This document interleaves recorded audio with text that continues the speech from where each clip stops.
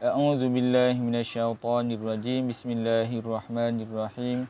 Assalamualaikum warahmatullahi wabarakatuh.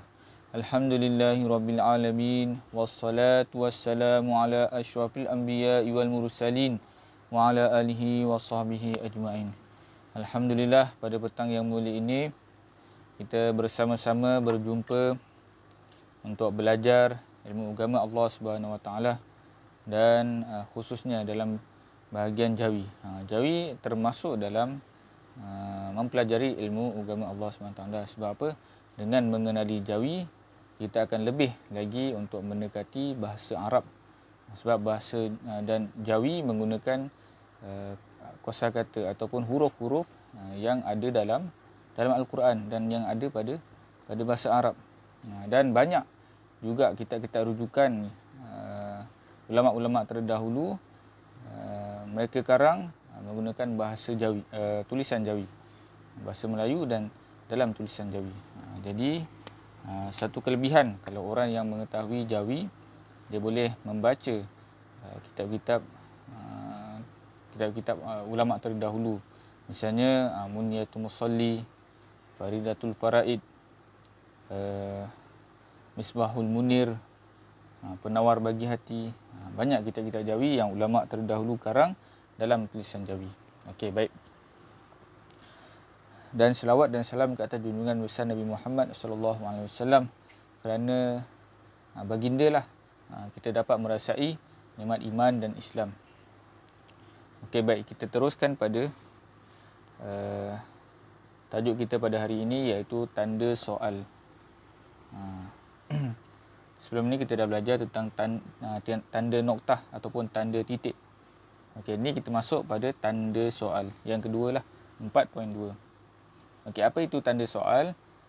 Tanda soal ditulis di akhir ayat yang berbentuk pertanyaan. Jika kalau kita menulis, kita nak buat nada tanda soal, buat nada pertanyaan. Jadi kita kena letak tanda soal. Macam mana kita nak tulis tanda soal? Sama je macam tulisan Rumi. Cuma kita akan terbalikkan. Tulisan Rumi dia akan ke arah ke kiri. Kita ke arah ke kanan.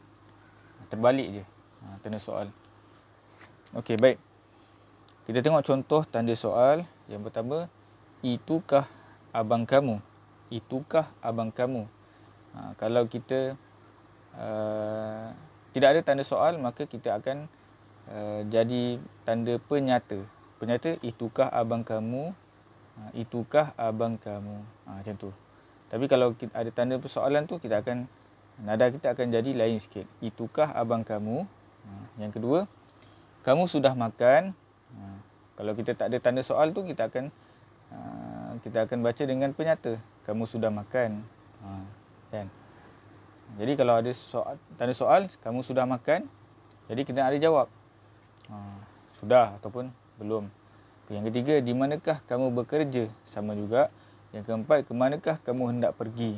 Yang kelima, kenapa kamu tidak datang ke sekolah semalam? Okey, baik. Setiap tanda soal dia akan ada jawapan. Okay, kita tengok sebelah. Okey, selesai. Tengok pada latihan 1. Bina soalan berdasarkan jawapan yang diberi.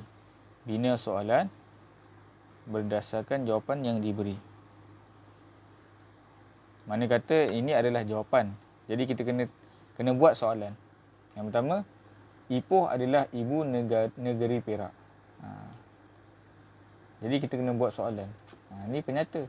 Jadi kita kena buat soalan. Apakah? Apakah? Sekian. Yang kedua, matahari terbit di sebelah timur. Ini mana? Kan? Yang ketiga, dia tidak datang ke sekolah semalam kerana demam. Kenapa? Okey, baik. Untuk itu saja latihan. Okey, yang bawah tu tak payah. Okay, wallahu a'lam. Aqulu qawli hadza wa astaghfirullah li wa lakum. InsyaAllah sama-sama kita mengambil manfaat. Dan kita tutup majlis dengan tasbih kifarah dan suratul asr. Subhanallah wa bihamdihi, subhanakallahumma wa bihamdika asyhadu an la ilaha illa anta astaghfiruka wa atubu ilaik. Bismillahirrahmanirrahim. Wal 'asr innal insana lafi khusr illa allazina amanu wa 'amilus solihati wa tawassaw bil haqqi wa tawassaw bis sabr. Assalamualaikum warahmatullahi wabarakatuh.